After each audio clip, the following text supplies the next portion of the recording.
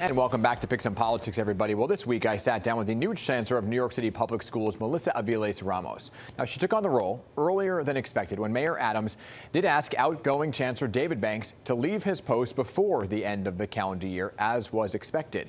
Aviles-Ramos began working for New York Public Schools in 2007, most recently as Deputy Commissioner. She also played a major role in New York City Schools' response to the influx of migrant families seeking asylum.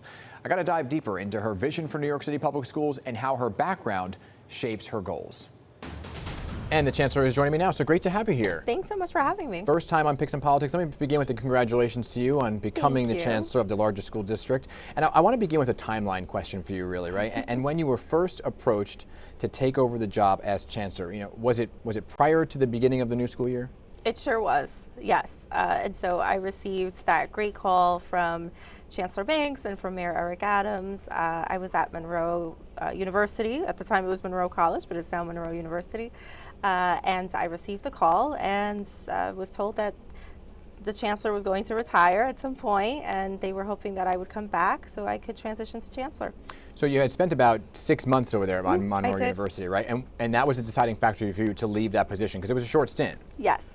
So it was the phone call of, you're going to be the next Chancellor, that you said, yes, okay, I'm going to go back. Exactly. For you to leave in the first place, was there something that wanted you to take that job over at Monroe? What many people don't know is that I was actually supposed to go to Monroe back in 2022. I was an acting superintendent in the Bronx, and I didn't apply for my position. I said, you know what, I've done the superintendency and K-12, and I want to learn more about what happens to our children on the other side, what happens when they get to college. Yeah. And Monroe has always been one of the schools that works closest with our young people. Many of our New York City public school students go on to attend college there and at CUNY. And so I said, what a great opportunity for me to learn more about what that looks like. But then I stayed at the DOE. Yes, yeah, right. And they always come back, is what people say, right? I want to ask you about the taking over the reins. It was supposed to happen much later than anticipated. The Chancellor Banks stepping down at the end of the year, that got bumped up. How did that change, I guess, the passing of the baton for you, if at all? I've been with Chancellor Banks for 2.5 years, so we've worked really closely together.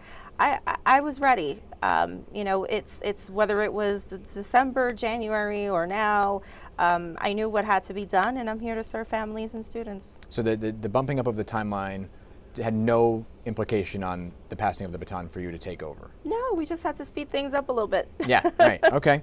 You grew up actually in the Catholic education system. I did. And so many would say, well, how did you get involved with public schools then if you were a product of Catholic schools? Why did you actually decide to enter public education? That's such a great question.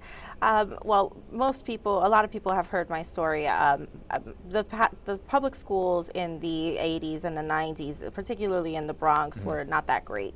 And my older brother and sister, they are 17 and 18 years older than I am. They attended public schools, and they didn't fare so well. Both of them ended up dropping out, getting GEDs, and although they did very well for themselves as adults, that gap was really difficult for them. And so my mom said, I'm going to do whatever I have to do to make sure that that doesn't happen to you. And so she kind of worked off my tuition at a local Catholic school, primarily because she wanted me to be safe. Yeah. And so that story really stayed with me, that my mom had to make all of these sacrifices because we couldn't turn to the community schools that were right in our neighborhood. And so when I decided to become a teacher, I said, I want to be a part of the change. I want to make sure that every single family, while they have choice, that they also know there are great options right in their neighborhood. Yeah. At its current date right now, as you take over, how would you grade the public school system right now at its current point at this juncture? And what area would you say needs the most improvement? I think that New York City Public Schools does phenomenally well with making sure that we provide warm environments and lots of opportunities for students upon graduation. Obviously, New York City Reads is an amazing thing that we're doing because literacy is so important. But there's always room for improvement, and there's always room for improvement in specific areas.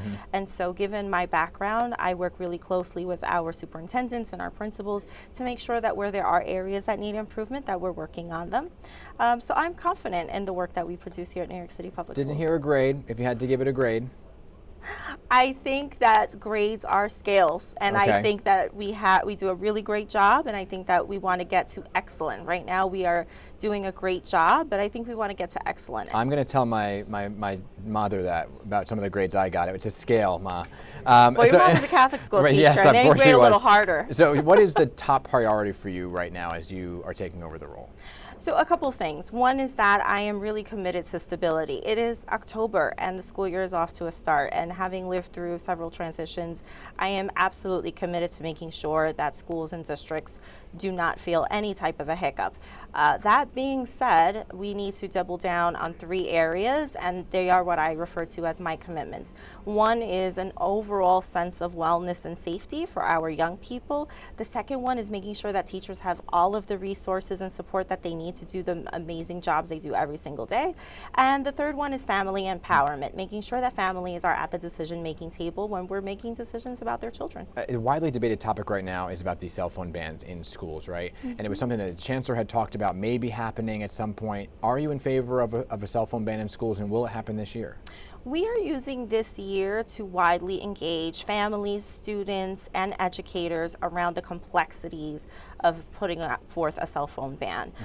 Every single school, every single community looks different. We want to make sure that we're thinking about this smartly. I was a principal, and I was a cell phone collection school, and it's a complex process, and we want to make sure that we're really thinking about how this looks across such a large city. So not this year.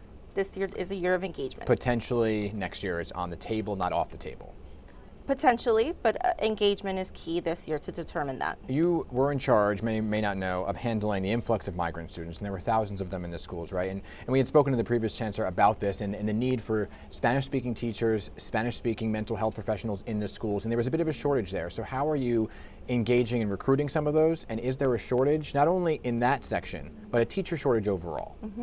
So we actually do not have a teacher shortage overall. There are specific areas where we do want to recruit more STEM teachers, more special educators. What I will say is that with the bilingual teacher piece, we need more teachers to expand more programs. At this point, we have a bilingual teacher and ENL teachers in the classrooms that need them.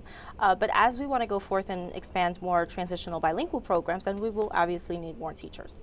So when you say, though, that there's a shortage in some areas, what does that look like? Is it some schools in some neighborhoods? There are some areas that are harder to staff than others, and there are just, well, some of the neighborhoods, maybe it's hard to travel to, it's difficult to get to by public transportation. Some people have preferred locations where they would like to teach because it's closer to home. So we have a little bit of that. But then we also just have license areas where we always need more teachers with a special education background, more teachers who are teaching STEM, math, science, so that's important. Good stuff. You know, and I don't know if you know this, but LOL is actually out. Did you know that? It's like not. It's an acronym. No, and my understanding is DOE is now out, and it's now NYCPS. That is correct. So you just want more letters? We love acronyms. Yes. Okay. Yeah, it's a thing for educators. Yeah. LOL is now IJBOL, which is I just burst out laughing. So it seems like the more letters is the new thing. I feel so old right now. Right. Yeah. Exactly. Chancellor, great to have you here for your first appearance. Dan. Come on back. Great. Okay. Thank you so much. Good to see you.